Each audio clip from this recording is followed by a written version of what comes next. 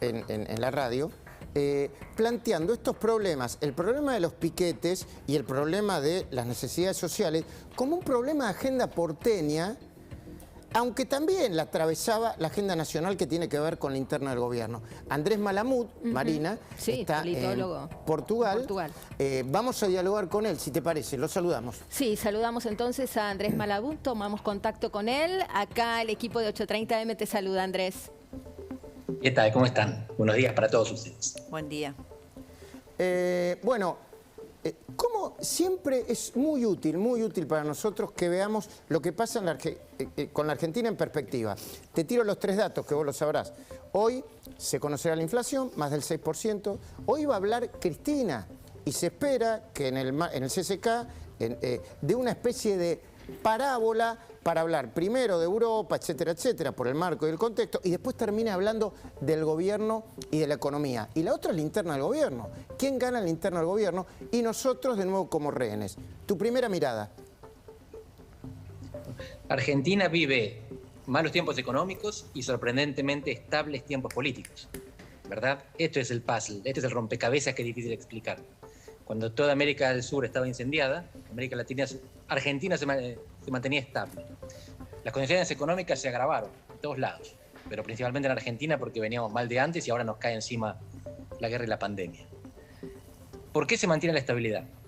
Una de las causas principales es el bipartidismo o bicoalicionismo, como lo llaman algunos. El hecho de que los 2 candidatos presidenciales sumados llegan al 88% de los votos, mientras en buena parte de América del Sur andan entre el 30, el 40 o el 50, con mucha suerte. Ahora esta fragmentación, que en Argentina era mínima, se empieza a reproducir por las internas. No tanto dentro de Juntos por el Cambio, que la viene procesando más o menos bien, sino dentro del gobierno. Y esto, Andrés, se le suma lo que vuelve después de la pandemia. En el tema de la interna dentro del gobierno, hoy la discusión en la Argentina es si en las próximas horas, muchos hablan después del fin de semana que es feriado en la Argentina, el presidente tendrá el valor, la independencia política o el coraje para hacer cambios de gabinete que afecten a la coalición de gobierno, ¿no? Sacando algunos funcionarios que están ligados a Cristina Kirchner. ¿Vos crees que el presidente tiene margen para accionar en ese sentido o que ya su debilidad política no tiene vuelta atrás? Valor es difícil argumentar que tiene. Lo que no tiene son votos en el Congreso. O mejor dicho, tiene todavía algunos más que Cristina, eso es lo que demostró cuando se votó el acuerdo con el fondo. Pero no lo suficiente como para pasar su agenda ni para garantizar su estabilidad. Necesitó los votos de la oposición para conseguir el que era su proyecto principal. Así que imagínate qué va a hacer si se parte el gobierno, si se parte el oficialismo. Ahí no tiene condiciones de gobernabilidad, ese es el problema, más allá de su valor que ya demostró que está ausente. Pero Andrés, ¿vos ves un riesgo concreto, cierto, de partición, mejor dicho, de que se formalice la partición del gobierno? Y en ese caso, ¿cómo imaginás lo que resta del mandato de Fernández? Constituyendo nuevas alianzas, amparándose en la oposición. ¿Vos te imaginás una salida del kirchnerismo? Si el oficialismo se parte, me imagino al gobierno de Fernández corto. Es altamente improbable que mantenga la estabilidad presidencial si no tiene escudo legislativo. Esta es la experiencia que tenemos de América Latina. Perdón, los presidentes caen. ¿Puedes repetir el concepto, Andrés? Porque es muy importante. Sí. A ver. Sí. Con un oficialismo partido es difícil mantener la estabilidad presidencial. Si el presidente cae, es porque se le parte el frente de gobierno, la coalición de gobierno. Esto es lo que pasa en toda América Latina. O sea, que no llegue necesitan a garantizar que la calle está tranquila y que el Congreso los protege.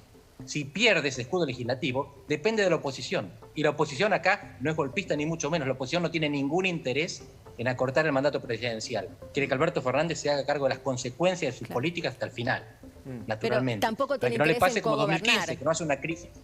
Sí, perdón, te escucho. No, pensaba en la oposición, tampoco tiene interés en cogobernar. Lo han dicho en reiteradas oportunidades, tanto halcones como palomas. Ese es justamente el problema. De lo que se trata es que la oposición no quiere empujar, pero tampoco cogobernar. Así que si el gobierno no se hace cargo de sí mismo, la oposición no se va a hacer cargo del gobierno. La cuestión es la siguiente. El riesgo de que se parte el gobierno es perjudicial para sí mismo, porque terminan presos.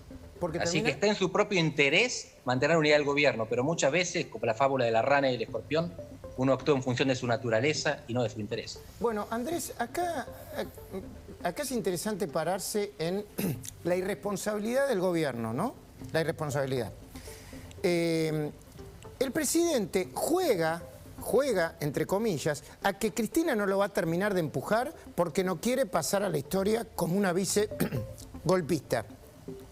Y Cristina juega a el operativo de demolición, pero sin terminar de tirarlo al abismo, porque sabe que Alberto no tiene ni el carácter, ni el poder político, ni los votos, eventualmente, para imponerse y, por ejemplo, desplazar a los funcionarios de segunda línea de energía, pero que marcan la política energética y que impactan en la política económica y en los bolsillos de los argentinos día a día. Es así. Cristina controla estas dos áreas del gobierno, que son fundamentales para su protección judicial y su estrategia ideológica. Su protección judicial es el área de justicia. Su estrategia ideológica es el área de energía.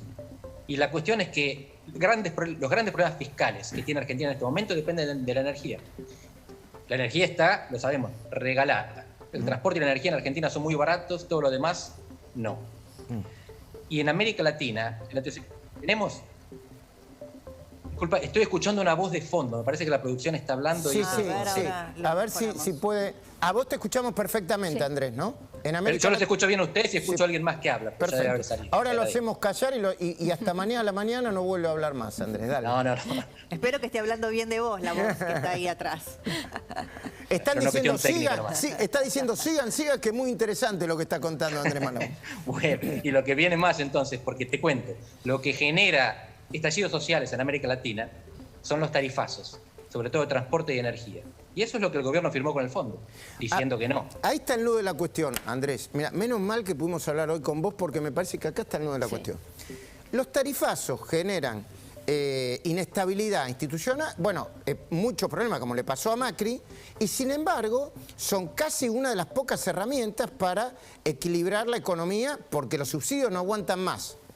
Entonces, hay una contradicción entre lo que demanda la sociedad y lo que después se puede aplicar de manera racional y de sentido común. Y con los piquetes que se van a producir hoy, pasa lo mismo. Hay encuestas que dicen, Andrés, nos corregirás vos, Luis Novarecio dice que algunas encuestas dicen esto y la otras pone en duda. Bueno, y dicen que la mayoría de la gente no quiere los piquetes en la calle, quiere que lo dejen laburar en paz, no quiere que se revoleen planes sociales, porque una familia con planes sociales son 60.000 pesos, que no lo alcanza a veces otra familia de clase media que trabaja en el sector privado. Y por el otro lado, cuando se impone un límite y la policía mete preso a alguno, o hay preso a alguien por tirar piedras, una parte de la sociedad dice, flaco, pará, no repriman tanto. ¿Cómo es esto, Andrés Malamud? El fenómeno Gataflora. Es típico de la humanidad. En Argentina nosotros lo vemos todo el tiempo y acentuado. Es así. La sociedad argentina tiene una muy baja tolerancia a la represión. Y al mismo tiempo tiene una muy baja tolerancia a los vagos que te cortan la calle, que es como lo define, sobre todo esto es importante, los sectores trabajadores. No es solamente los ricos los que se quejan de los piquetes, son los sectores trabajadores que consideran que hay gente que no está trabajando y le impide trabajar.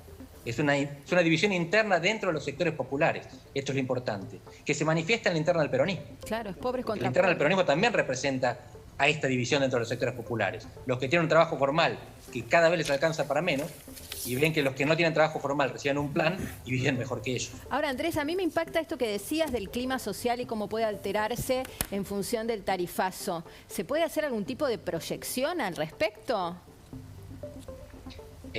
Proyección, hagamos comparación. Dale. El futuro está abierto. El estallido social en Chile, de octubre del 19, fue por un aumento de 30 pesos del subte. En 2013, cuando empiezan las manifestaciones que 3 años más tarde derivan en el juicio político de Dilma, es un aumento en el precio del colectivo. El Caracazo, 1989, en Venezuela, que más tarde llegó a Chávez, fue un aumento del precio de la nafta. Es todo así.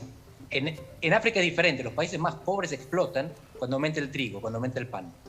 En América Latina, que son países de desarrollo medio, las explosiones se dan cuando aumenta el transporte. Andrés, querido, muchísimas gracias por atendernos, muy interesante siempre. Esperemos que esté todo bien.